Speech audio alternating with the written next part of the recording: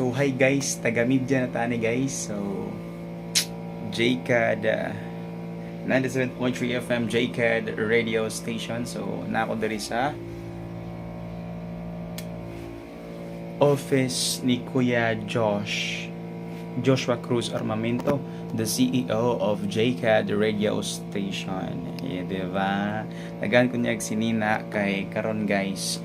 Adto ta sa covered court sa gym magmarites ta sa panghitabo sa basketball. First time din ako, and I don't know what's going to happen now. Siguro magtanaw lang ko kinsay ma-foul or kinsay mangbuaya or pilang score o kinsay madaog. So akong role karon dito is a reporter.